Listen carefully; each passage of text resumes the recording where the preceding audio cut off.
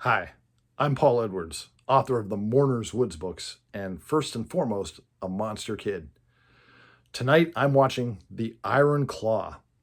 No, not that Iron Claw, not the Zac Efron movie from 2023. This is the other Iron Claw from 1941. This was a 15-chapter Columbia Studios movie serial. And the premise of The Iron Claw is that there is a treasure which at one point was in the hands of the wealthy Benson family. And it may be hidden in their huge mansion, which is riddled with secret passages.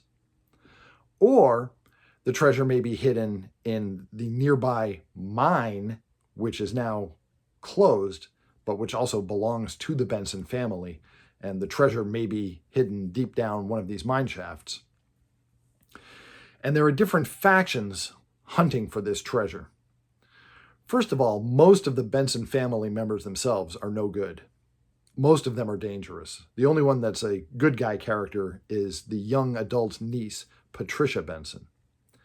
And she and her two friends, a newspaper reporter and his photographer, are the three characters who are navigating their way through the chapters of this serial, trying to fend off the different factions of bad guys.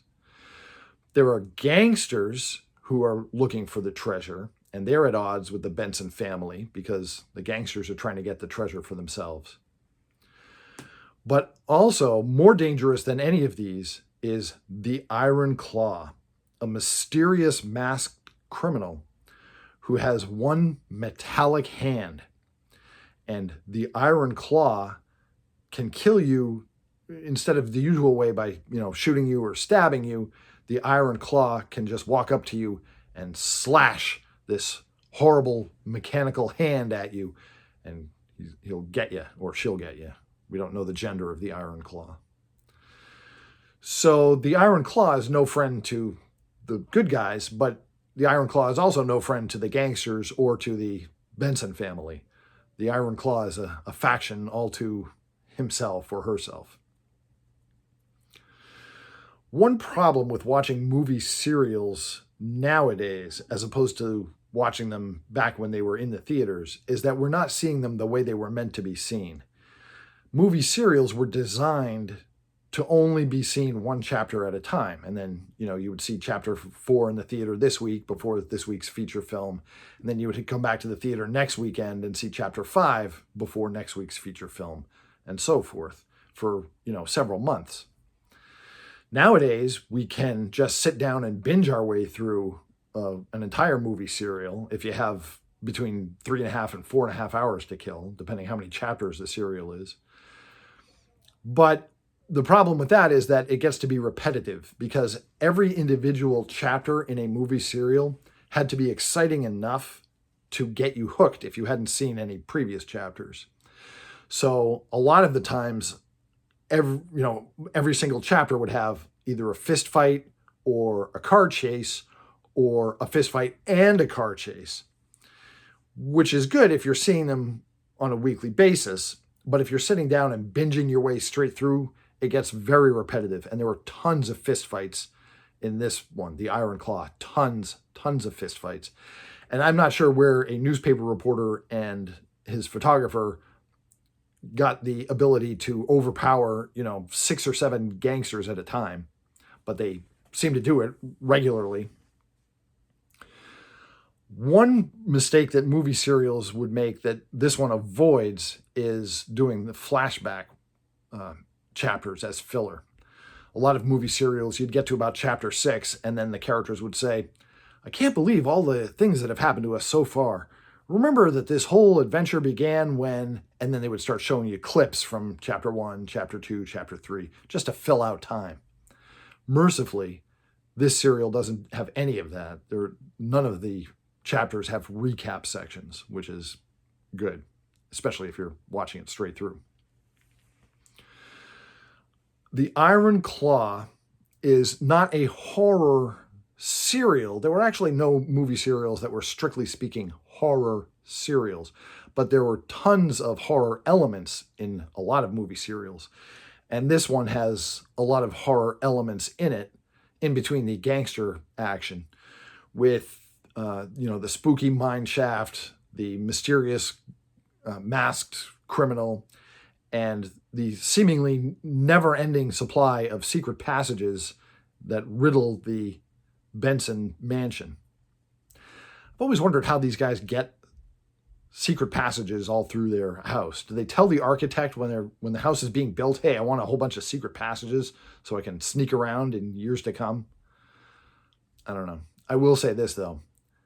I grew up in a pretty typical suburban home, a split-level house, and even we did have one secret passage. It's not as exciting as it sounds, but if you went into the basement and went behind the furnace, you could actually slip through between the outer wall of the house and the wall of the next room over, the playroom. It was like a rumpus room. And it was wide enough that you could sneak back through there, and there was a little hatch that you could open and peek out into the playroom. And so when my sons would go there when they were little, the one son, I had shown the secret passage, and the younger son, and the older son didn't know it. And so he would always torment his brother by going through this secret passage and appearing in the wall and saying, come on, why can't you come in here and find me? And the older brother would be looking around trying to figure out how the kid got in there. And it was pretty funny. So yes, I did grow up in a house that technically had a secret passage, but it was not nearly as exciting as it was in the Iron Claw, where there's just a ton of them. And of course, the secret passages are also connected to the mine shafts of the adjacent disused mine, so you can slip from the house down into the mines unnoticed, or vice versa. So, did I get who the Iron Claw was the first time through? No, I had my eye on two different suspects, and I was wrong on both of them.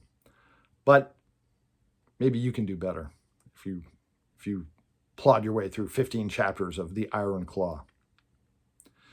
I have to say, anytime that there's an Iron Claw villain, I know this is specific to my age group, but all I can think of is that episode of Happy Days where Fonzie had to fight against a gangster who had an iron right hand, and he could like crunch a handgun in it, and it had super strength to it.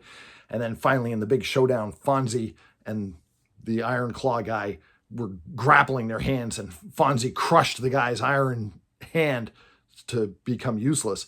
And the gangster goes, "What are they going to call me now?" And Fonzie goes, "Lefty." Someone out there has to remember this episode of Happy Days, don't you? This is like season 6 or so. It was pretty far into it. All right. Well, anyway, that's what I think of when I think of the Iron Claw.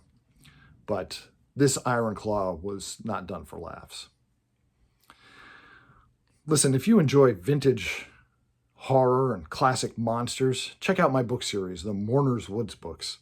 I'm self-published on Amazon. I've got a series of novels all set in a haunted forest, and I bring back the vibe and feel of 20th century monster entertainment. Thanks for letting me talk to you about the Iron Claw. I'll see you in Mourners Woods.